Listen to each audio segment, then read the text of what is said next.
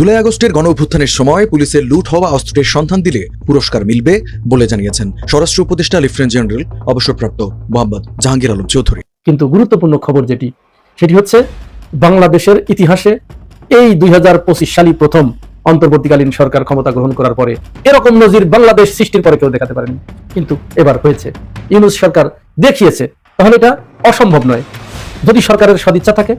Doctor Mohammad Yunus একটি খেলা দেখাবে রাজনীতির মাঠে, শুধুমাত্র বাংলাদেশের রাজনীতিবিদরা নয়, পাশের দেশ ভারতের লেংটি খুলে যাবে। পরিকল্পনা যদি বাস্তবায়ন হয়, ওপেন হয়ে যাবে নরেন্দ্র মোদীর একেবারে আন্ডারওয়ে সহ। এবার ডক্টর ইউনূস নিজেই খোলামেলা স্পষ্টভাবে জানিয়ে দিলেন যে কত বড় ঘটনা ঘটতে যাচ্ছে। তো যা জানিয়ে দিয়েছেন যে বিশাল অর্জন, এত অর্জন, ডক্টর ইউনূস সরকার একটা কঠিন কাজ করে সফল হয়ে গেল। নিঃসন্দেহে আপনারা শুনলে অবাক হবেন। সবচেয়ে বড় খবর যেটা বাংলাদেশের মানুষের জন্য, এটা একটা গ্রেট নিউজ আমাদের জন্য। লিসেন জেন্টলম্যান, আপনাদের কপাল খুলে যাবে। সেই দুর্বৃত্তায়িত শাসন ব্যবস্থা, লুটপাট, টাকা পাচার, সীমাহীন দুর্নীতি, এটা থেকে বাঁচাতে পারে একটা, আজকে বলে রাখতেছি, ডোন্ট ওয়ারি অ্যাবাউট দ্যাট। কোনো কিছু ভাববেন না, শুধু গড়ে গড়ে গিয়ে পৌঁছান। কয়েকদিন ধরে নাটকীয় ঘটনা ঘটার পরে আজকে ঢাকা বিশ্ববিদ্যালয়ে আবার নতুন করে আরেকটি নাটক মঞ্চস্থ হয়েছে। বামপন্থীদের কাজই মানুষকে এইভাবে হত্যা করা, গণহত্যা করা, যুগে যুগে কালে কালে যেখানে এই বামরা থেকেছে, বামরা নেতৃত্ব দিয়েছে, সেখানেই তারা এই কাজ করেছে। এরা বেতন পায়, এই ফজলুর রহমানরা বেতন খায়। আমি চ্যালেঞ্জ করে দিয়ে বলতে পারি, বেতন না খেলে কোন সুস্থ মানুষ এই ধরনের বক্তব্য দিতে পারে না। কত বড় দুঃসাহস এই ফজলুর রহমানের! আপনাকে কে অধিকার দিয়েছে বাংলাদেশের দেশপ্রেমিক নাগরিকদেরকে রাজাকার সার্টিফিকেট দেয়ার? আপনি তো তাহলে এই দেশের সুনাগরিক নয়। আপনার বরঞ্চ এই দেশের নাগরিকত্ব বাতিল করে পার্শ্ববর্তী দেশে গিয়ে আপনার ওঠা উচিত, যেই দেশ কথায় কথায় আমাদেরকে বিভিন্নভাবে ডিভাইডেড করে রাখতে চায়। বর্তমান সময়ের রাজনৈতিক প্রেক্ষাপট বা পরিস্থিতির উপর বিশ্লেষণ করে আপনাদের সামনে কিছু গুরুত্বপূর্ণ ভিডিও ফুটেজ নিয়ে হাজির হয়েছি। এমনকি দর্শক, আমি আশা করছি যারা ভিডিওটি অন করেছেন তারা সম্পূর্ণ ভিডিওটি মনোযোগ সহকারে দেখবেন, তাহলেই বুঝতে পারবেন ভিডিওর মূল রহস্য বা আসল ঘটনাগুলো। তো প্রিয় দর্শক, আমি আর বেশি কথা বাড়াতে চাই না, চলুন দেখে আসি আজকের সেই কাঙ্ক্ষিত ভিডিওগুলো। তবে তার আগে বলি, যারা এখনও চ্যানেলটি সাবস্ক্রাইব করেননি তারা চ্যানেলটি সাবস্ক্রাইব করে পাশে থাকা বেল আইকনটি বাজিয়ে দেবেন, আর যারা ইতিমধ্যে সাবস্ক্রাইব করে রেখেছেন তাদেরকে অসংখ্য ধন্যবাদ।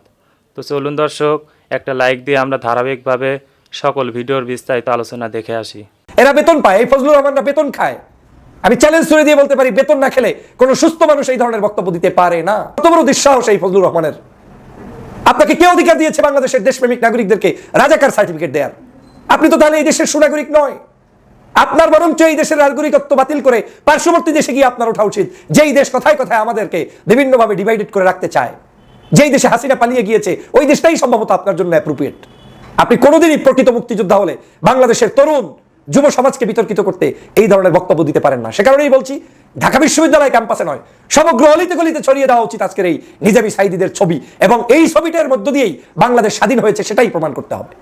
এই 24-এর গণঅভ্যুত্থানের মূল স্পিরিট হচ্ছে নিজামী সাইদি, কাদের মোল্লা, আলী হাসান মুজাহিদ, মীর কাসেম আলী, এদের রক্ত এবং তাদের জীবনের বিনিময়ে আজকের কিন্তু এই বাংলাদেশের 24-এর বিপ্লবের পথ প্রশস্ত হয়েছে। এটা আপনাকে বিশ্বাস করতেই হবে। যারা করবে না, ওরা ভারতের দালাল, আওয়ামী লীগের দালাল এবং এদেশের শত্রু। সেই সময় ছিল, এখনো ছিল, এখনো আছে।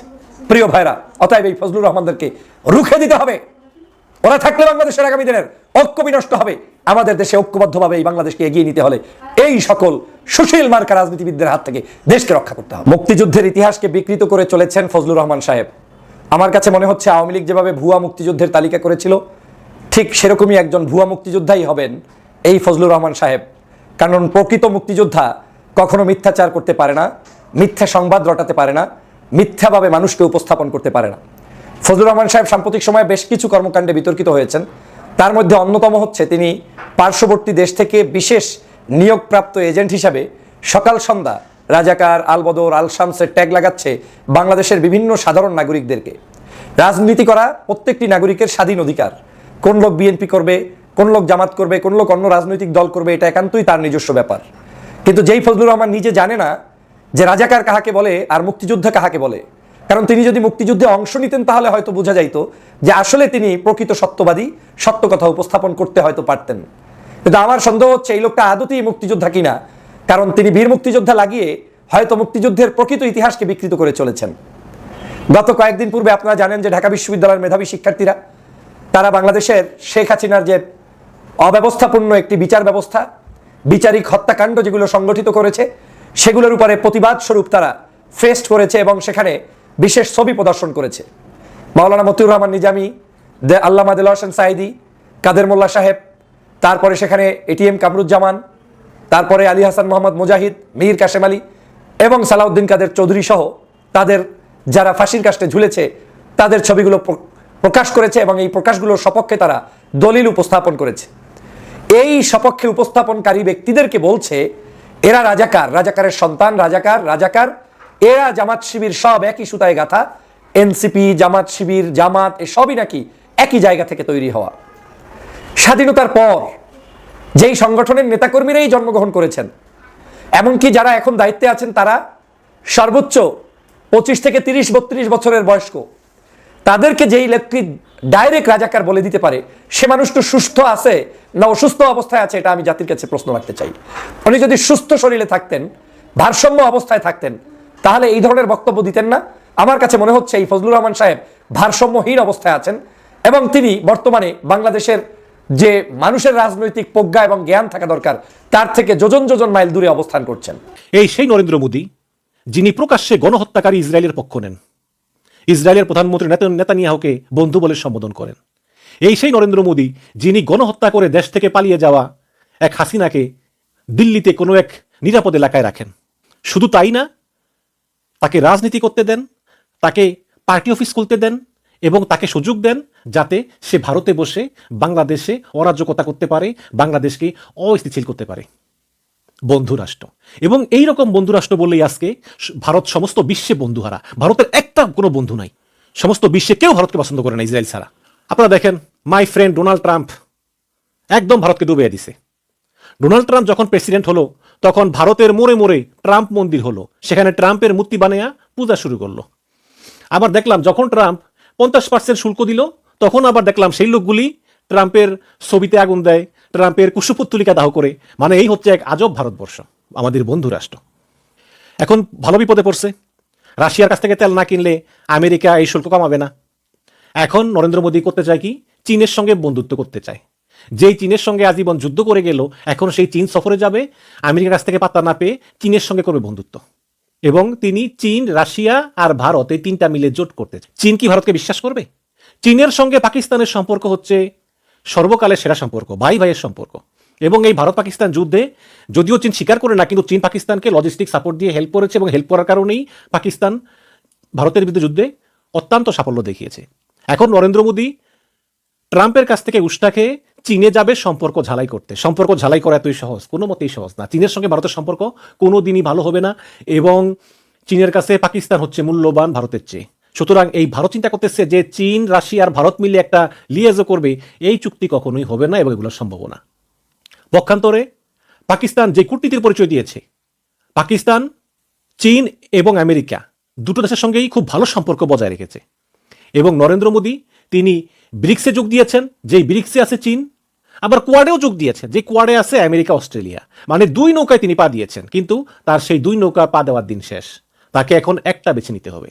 এখন আপনারা তো জানেন যে ইউনুস ভারতকে পাত্তাই দেয় না। ইউনুস ভারতকে পাত্তাই দেয় না। রাশিয়া যে পরমাণু চুল্লি করেছে সেটার মেরামত দরকার হলে সেটা করবে চীনের টেকনিশিয়ানরা, লজিস্টিক সাপোর্ট দিবে চীন। মংলা বন্দর থেকে ভারতকে সরিয়ে ইউনুস চীনকে দিয়েছে। তিস্তা মহাপ্রকল্প চীন বাস্তবায়ন করবে। বাংলাদেশে যে অস্ত্র কিনে, সামরিক সরঞ্জাম, তার 70% চায়না থেকে আসে। এবং রিসেন্টলি চীনের কুনমিংয়ে চীন, পাকিস্তান, বাংলাদেশ মিলে একটা জোট করবে, যেই জোট অর্থনৈতিক সহায়তা দিবে একে অন্যকে। এবং বাংলাদেশ পাকিস্তান সহকারে ওই চীনের বেল্ট অ্যান্ড রোড ইনিশিয়েটিভে যুক্ত হবে। ভারতের দরকার আছে? দরকার নাই তো। ভারত এটা বন্ধ করে, ওইটা বন্ধ করে, এইটা বন্ধ করে, ভিসা বন্ধ করে, এগুলো করে কিছুই হবে না। এগুলো করে আসলে ভারত নিজে ক্ষতি করতেছে এবং সমস্ত বিশ্বে নিজেই বন্ধুহীন হয়ে পড়েছে, একঘরে হয়ে পড়েছে। এখন ভূরাজনীতিতে ভারতের কোনো মূল্যই নেই, ভারতের চেয়ে বরং পাকিস্তানের মূল্য অনেক বেশি। এবং এত বড় দেশ হওয়া সত্ত্বেও এই ভারত সরকারের এই পররাষ্ট্রনীতির কারণে ভারত আজকে একঘরে। ভাই সহজ কথা, একটা পৃথিবীতে কোনো সরকার যদি থাকে না, সরকার আসে, সরকার যায়, দেশ কিন্তু রয়ে যায়। হাসিনা ছিল, হাসিনা চলে গেছে, ইউনুস আসছে, ইউনুস চলে যাবে, আরেকজন আসবে, এটাই তো নিয়ম। কিন্তু না, হাসিনা চলে গেল কেন? এখন যে কোনো মূল্যেই হোক, ছলে বলে কৌশলে কনস্পারেসি করে হাসিনাকে আবার ফিরিয়ে আনতে হবে। এই হচ্ছে গিয়ে ভারত, বন্ধু রাষ্ট্র। এবং দুর্ভাগ্যবশত আমাদের চারপাশে হচ্ছে সেই ভারত। এখন চীনের সঙ্গে সম্পর্ক ভালো করতেছি, মালয়েশিয়ার সঙ্গে সম্পর্ক ভালো করতেছি, নারায়ণগঞ্জে তুরস্ক অস্ত্র তৈরির কারখানা করতেছে, আপনারা জানেন যে তুরস্কের অত্যাধুনিক অস্ত্র আছে। তো এই সব করতে আর ভারত শুধু চেয়ে চেয়ে দেখবে, কারণ তাদের যে অতিরিক্ত আত্মমর্যাদা, অতিরিক্ত অহংকার, এই অহংকারই ভারতের পতন ডেকে আনবে। 17 বছরে শেখ হাসিনা সরকার সামরিক খাতে মাত্র $2 বিলিয়ন অস্ত্র সংগ্রহ করতে পেরেছিল, অথচ ডক্টর ইউনূসের নেতৃত্বাধীন অন্তর্বর্তী সরকার গেল কয়েক মাসেই হাতে পেয়েছে $2.5 বিলিয়ন আধুনিক অস্ত্রশস্ত্র। শুধু তাই নয়, স্বাধীনতার 55 বছরের ইতিহাসে যেসব সাহসী আর যুগান্তকারী সিদ্ধান্ত কোনো সরকার নিতে পারেনি, সেই সব সিদ্ধান্ত বর্তমান সরকার একের পর এক বাস্তবায়ন করে যাচ্ছে। লক্ষ্য একটাই, দেশের প্রতিরক্ষা সক্ষমতাকে নতুন এক উচ্চতায় নিয়ে যাওয়া। আর এখানেই ভয় আমাদের প্রতিবেশী দেশ ভারতের। প্রিয় দর্শক, আপনারা জানেন লালমনিরহাটে নির্মিত হচ্ছে দক্ষিণ এশিয়ার সবচেয়ে বড় একটা বিমান ঘাঁটি। ভারতের কঠিন চাপকে পাশ কাটিয়ে এরই মধ্যে টেকনিক্যাল কমিটিও গঠন করে দিয়েছে সরকার, যার আপডেট দিয়েছি গত পর্বে। সামরিক সক্ষমতা বাড়ানোর নানা উদ্যোগের খবর সেইভাবে গণমাধ্যমে আসছে না, কারণ এটা হয়তো রাষ্ট্রের খুবই গুরুত্বপূর্ণ একটা সিদ্ধান্ত। তবে আমরা চেষ্টা করি দেশের মানুষকে কিছু আশার খবর জানাতে। লালমনিরহাট নিয়ে সরকারের মেগা কয়েকটি প্রকল্প আছে। এখানে শুধু বিমান ঘাঁটি নয়, এখানে নির্মাণ করা হচ্ছে যুদ্ধ বিমান ও ক্ষেপণাস্ত্র তৈরির বিশাল কারখানা। এমনকি যুদ্ধের ময়দান কাঁপানো বিশ্বে অত্যাধুনিক সব ড্রোন তৈরি ও সংযোজন করা হবে এই লালমনিরহাটের বাংলাদেশ এরোস্পেস গ্রুপ অফ ইন্ডাস্ট্রিজে। শুনতে অবাক লাগলেও এটাই বাস্তব। সম্প্রতি এই তথ্য প্রকাশ করেছে স্বয়ং বাংলাদেশ মিলিটারি ফোর্সেস ওয়েবসাইট থেকে। চীন, পাকিস্তান আর তুরস্কের সহযোগিতায় অত্যাধুনিক এই যুদ্ধ বিমান কারখানার বিস্তারিত তুলে ধরা হয়েছে এই ওয়েবসাইটে। বাংলাদেশে এই এরোস্পেস ইন্ডাস্ট্রিজ নিয়ে যতটা আলোচনা, তার থেকে বেশি হচ্ছে আমাদের প্রতিবেশী দেশ ভারতে।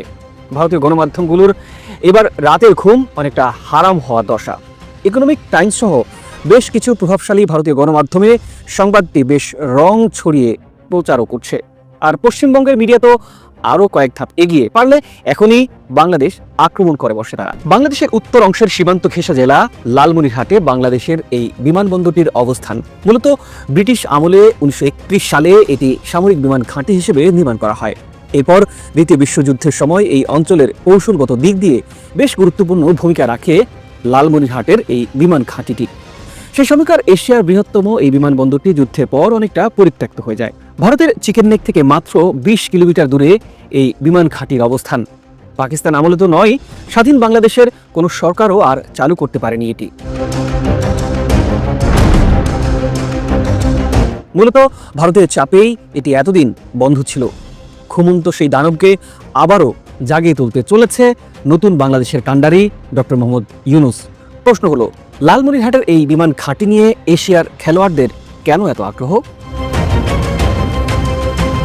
5 বছর আগে এই অঞ্চলে উড়োজাহাজ মেরামত ও রক্ষণাবেক্ষণের কেন্দ্র গড়ে তুলতে চেয়েছিল সৌদি আরব।